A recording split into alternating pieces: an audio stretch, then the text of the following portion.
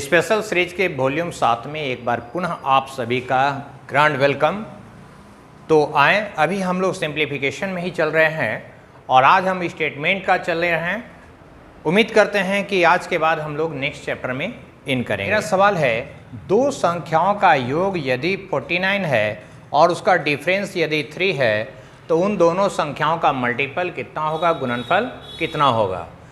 तो बनाने का शेड्यूल ये कहता है कि संख्या को हम x और y मान लें तो संख्या का योग का सेंस x प्लस वाई का वैल्यू हो गया, डिफरेंस का मतलब x माइनस वाई का वैल्यू हो गया और हमें चाहिए गुणनफल यानी एक्स वाई का वैल्यू कितना।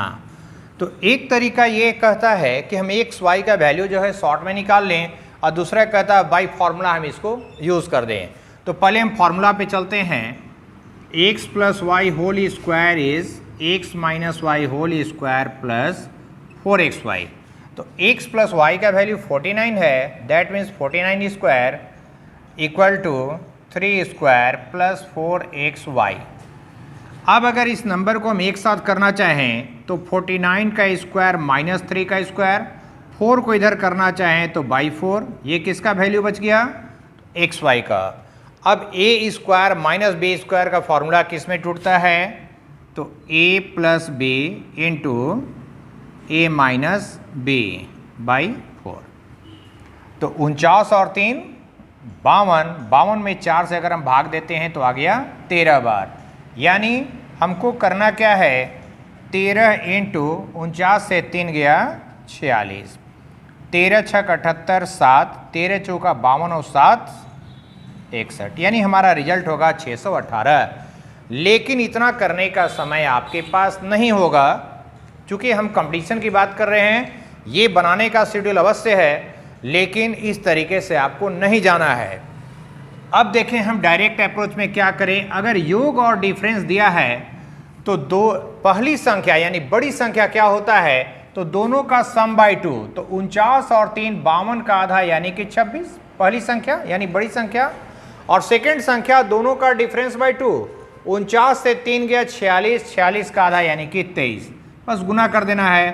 3 छक 18, 1, 6 3 9 दूनी 18, 1 19, 1 2 दूनी 4, 1 5। सवाल है, किसी संख्या के 3/4 के 2/3 के 2/5 का आधा यदि 60 है तो वह संख्या क्या होगी। इस टाइप का क्वेश्चन नंबर बदल बदल के लगातार आपके एग्जाम में मिलता रहता है। अगर हम नंबर को x लेते हैं तो पहले कहता है 3/4, फिर कहता है 2/3, फिर कहता है 2/5, फिर कहता है आधा। जितना कह रहा है सबको मल्टीपल करते जाइए। इसका रिजल्ट क्या बोल रहा है आपको, तो ये कहता है 60।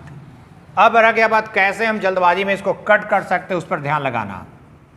2 5 10 यहाँ चला गया तो x का वैल्यू 60 इंटू 10 यानी कि 600। मेरा क्वेश्चन अगेन प्रीवियस वाले ग्राउंड का ही है। किसी संख्या के 2/3 के 3/5 के 1/8 भाग का मान दिया गया है जो है 268.5। लेकिन इस बार हमसे संख्या न पूछ के संख्या के 30% का मान पूछ रहा है। यही इस क्वेश्चन में हमने अलग किया है। तो बनाने का शेड्यूल वही, संख्या को x माना गया, संख्या का 2/3 का 3/5 का 1/8 कितना है, तो 268.5 है। अब हम लोग सामान्य तौर पे क्या करते हैं, इसको सॉल्व करके x का मान निकालते हैं और उसका 30% निकालते हैं। बस यही स्टेप हमें बचाना है। अगर 30% निकालना है तो राइट साइड 30% का जो मतलब होता है 30 आउट ऑफ 100, उसको यूज़ करना है एज ए फ्रैक्शन। अब डिसमिल हटा के 10 कर दिए। अब हमें कटिंग करना है, सिर्फ 3 3 कट गया, 2 से काटे 4 बार, 5 से काट दें 2 बार, 2 से काट दें 2 बार, 2 से काट दिए 50 बार। 0 0 कट गया, 5 से भी कट रहा है, 5 5 25, 1 18, 5 3 15, 3 35, 5 7 35, यानी कि 537 इंटू 3 बचा, 3 7 21 2, 9 2 11 1, 5 3 15 1 16, यानी कि आपका रिजल्ट हो गया 1611, जो उस संख्या के 30% के मान को कवर करेगा। किसी दो अंकीय संख्या के अंकों का योग 12 है, उन दोनों अंकों के स्थान बदल दिए जाएं, दैट मीन्स इकाई चला गया दाहाई के प्लेस पर और दाहाई आ गया इकाई के प्लेस पे, तो ये जो नया संख्या बनेगा वो मूल संख्या यानी मेन जो संख्या थी उससे 18 कम हो जाता है। अब आपसे पूछ रहा है वह संख्या बताना है कौन सी होगी। तो यहाँ पर यदि संख्या को पलट देने के बाद आपको अंतर देता है तो 9 से डिवाइड करके अंकों का अंतर निकाला जा सकता है, और अगर योग देता है पलटकर तब उसे 11 से भाग देकर अंकों का योग प्राप्त किया जा सकता है। तो फिलहाल अंकों का योग that means x plus y का वैल्यू 12 है, और डिफरेंस क्या होगा 18 कम है 18 अधिक है, या दोनों का अंतर 18 है। तीनों का मतलब सेम है कि डिफरेंस 18, जिसे 9 से भाग देकर हमें अंकीय डिफरेंस प्राप्त होगा, है ना। ये कैसे आया, तो 18 को 9 से भाग देकर। अब अभी हम लोग बात कर रहे थे यदि दो अंकों का जोड़ और दो अंकों का अंतर दिया है तो पहली संख्या यानी x क्या होगा, दोनों का सम बाई 2, यानी 12 और 2 14 का आधा 7, और सेकेंड डिजिट जो है वो डिफरेंस बाई 2 होता है, तो 12 से 2 गया 10, 10 का आधा 5। अब हमारी संख्या या तो 75 होगी या तो 57 होगी। अब यही हमें ध्यान देना है, क्या इसके बारे में क्लियरेशन है आपके पास कि दोनों में कौन होना चाहिए। तो बस ये ध्यान दीजिए, अगर हम संख्या को 75 मानते हैं तो पलट कर 57 होगा, अगर 57 मानते हैं तो पलट के 75 होगा।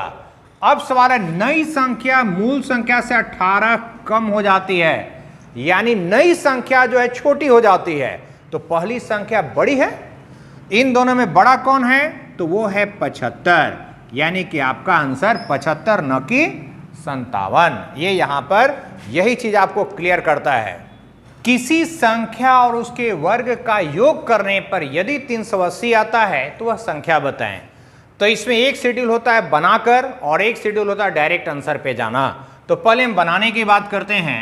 संख्या को हमने मान लिया x, तो संख्या का स्क्वायर है x स्क्वायर। अब इन दोनों का योग आपका क्वेश्चन कहता है 380 है, यानी x square plus x minus 380 बराबर 0। अब 380 को ऐसे दो भाग में आपको बांटना है, जिसको घटाकर x का जो गुणांक है यानी कि 1 आपको लाना है। तो 380 जो है 19 और 20 का मल्टीपल है, यानी दो लगातार अंकों का, दो लगातार संख्याओं का। तो अब हम चलें, x square plus 20x minus 19x minus 380 बराबर 0। पहला में चले तो x प्लस 20, दूसरा में चले 19 कॉमन, अगेन x प्लस 20, यानी आपका एक संख्या x प्लस 20 और दूसरी संख्या x माइनस 19 के रूप में होगी। इससे अगर चलते हैं तो x का वैल्यू निगेटिव आता है जो नहीं लेना है, ऐसे चलते तो x का मान पॉजिटिव आता है जो आपको लेना है, यानी कि मूल संख्या आपके 19।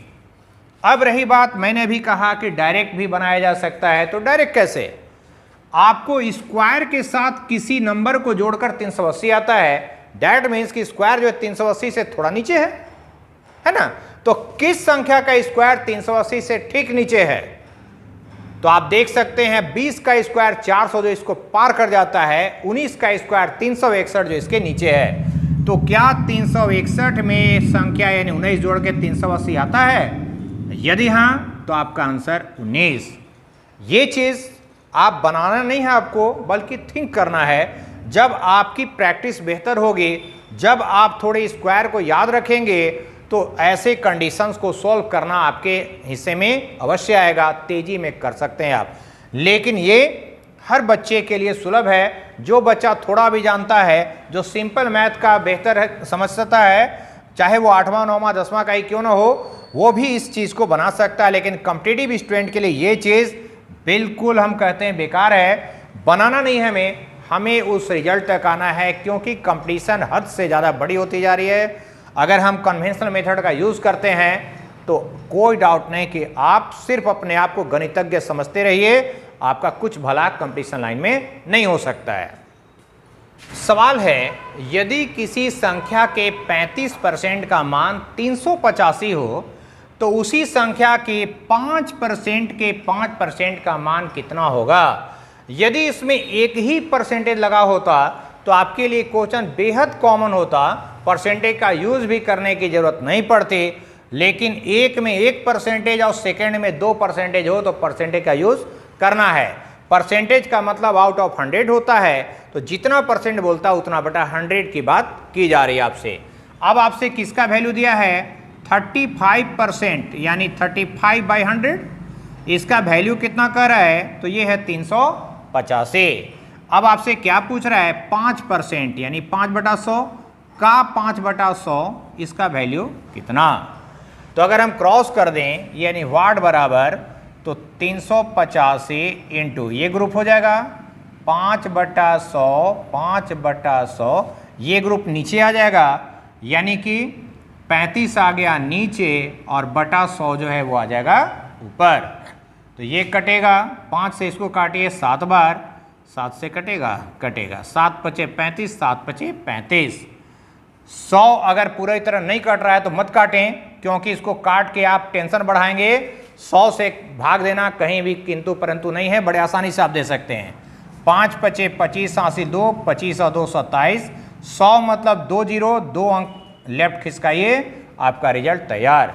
लेकिन अगर 100 को आप कटिंग कर देंगे तो आपका डिवाइड इससे जरूर टफ हो जाएगा। ऐसा नहीं कि बहुत टफ हो गया, लेकिन इससे टफ अवश्य हो जाएगा।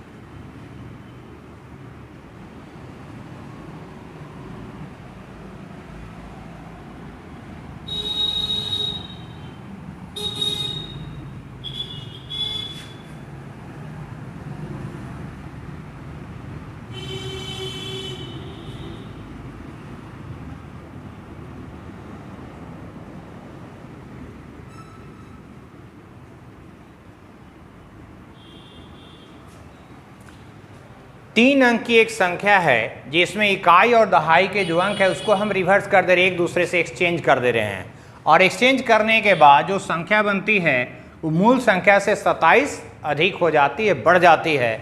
आपसे कह रहा है इकाई और दहाई के जो अंक हैं उन दोनों के बीच का डिफरेंस कितना होगा। तो मैंने भी प्रीवियस क्वेश्चन में बताया था आपको, यदि डिफरेंस देता है 2 अंक आप पलट के, तो 9 से भाग देकर अंकों का डिफरेंस आता है। तो यहाँ 3 अंक भले बोल रहा है, अगर हम कहें इकाई दहाई और सैकड़ा, तो हम पलट तो सिर्फ इन दोनों करे हैं ना, इस पर तो कोई फर्क आया ही नहीं, तो इसको क्यों हम टारगेट करें। हमारा काम है इकाई दहाई का एक्सचेंज है और इकाई दहाई का ही डिफरेंस पूछ रहा है। तो हमारा काम यही है कि यदि अंकों को पलट कर उसका डिफरेंस दिया है तो 9 से भाग देने पर क्या प्राप्त होता है, तो उन दोनों अंकों का डिफरेंस। आपको दिया है 2 संख्याओं का योग, सम दिया है, अंतर दिया है, डिफरेंस भी दिया है, और उनके स्क्वायर का डिफरेंस आपसे पूछ रहा है।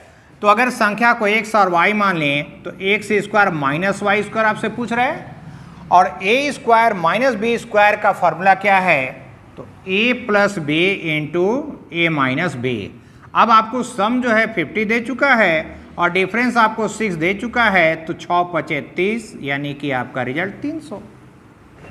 सवाल है 2 लगातार संख्याओं के वर्गों का अंतर यदि 39 है तो उनमें से छोटी संख्या का मान बताएं।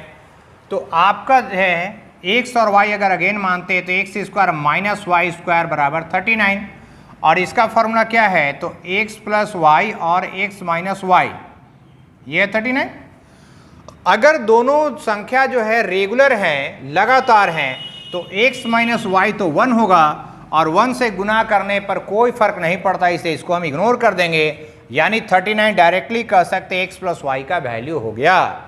अब अगर थॉट कीजिए तो x प्लस वाई 39 और x माइनस वाई क्या होगा 1, है ना, क्योंकि दोनों नंबर जो है रेगुलर हैं।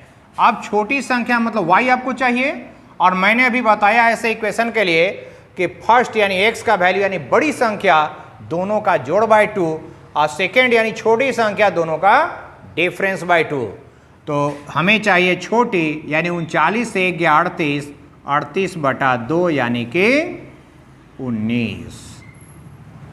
यदि किसी संख्या को जब दूसरी संख्या में हम जोड़ देते हैं तो दूसरी संख्या 250% हो जाती है, बढ़ नहीं जाती है, 250% हो जाती है। उन संख्याओं का अनुपात आपको बताना है। तो आप एक चीज समझिए, जब भी परसेंटेज में बात करता है तो कोई भी संख्या अपने आप में 100% ही होती है। तो दूसरी संख्या अगर 100% है लेकिन पहली संख्या के मिलने के बाद हो गई 250%, तो बढ़ी कितना? 150। ये 150 कहां से बढ़ी? तो जब पहली संख्या जुड़ी तब बढ़ी, यानी कि पहली संख्या का वैल्यू 150। अब आपसे अनुपात कह रहा है 50 दूनी 50 तिया, यानी कि आपका जो संख्या है उसका अनुपात 3:2। तो आप देख सकते हैं क्वेश्चन में सामान्य लॉजिक ही काम करता है। भले देखने में बहुत विशाल लगे, बड़ा लगे, लेकिन थोड़ी सी अगर थ्योरी आपके पास है, थोड़ी सी अगर प्रैक्टिस आप किए हुए हैं, तो ये सारी चीज़ें आप बड़े आसानी के साथ झेल सकते हैं। और जस्ट अपोजिट, अगर आपकी प्रैक्टिस उस लेवल पे नहीं जा रही है, आप सिर्फ मैथ को बनाने की आदत किसी तरह से कर रहे हैं, तो निश्चित रूप से आप कंपटीशन के लिए नहीं, सिर्फ मैथ की अपनी भूख को आप शांत कर रहे हैं। और हम लोग का जो भी काम है ओनली कंपटीशन के लिए है। अगर कंपटीशन में आप सक्सेस करना चाहते हैं तो आपको शॉर्ट के लिए जाना ही पड़ेगा, हिट एंड ट्रायल मेथड पे जाना ही पड़ेगा, है ना। कैसे क्यों पर विचार करना कम करना है, हम लोगों को समझना कहीं से गलत नहीं है। लेकिन अगर उसी समझदारी के साथ क्वेश्चन बनाने हम बैठते हैं तो निश्चित रूप से कहीं ना कहीं गलत है। तो इन चीज़ों से बचें। हम क्वेश्चन को देखते के साथ माइंड में ये अप्लाई करें कि इसमें कैसे करें ताकि हमारा आंसर आ सकता है। आंसर तो आपके पास 4 ऑप्शन में निहित है, उसी में कोई एक मारना है, न कि इस कॉन्सेप्ट को आप बनाते हैं उसको शो करना है। ये आपके लिए है, न कि उनके लिए। तो अपने आप को सेटिस्फाई करिए आंसर को लाकर, टाइमिंग को मैनेज करके, न कि एक बेहतर तरीके से बनाकर। तो आज के लिए इस कॉन्सेप्ट में इतना ही। अगले दिन न्यू वॉल्यूम में पुनः आपके साथ जुड़ते हैं। तब तक के लिए बाय बाय।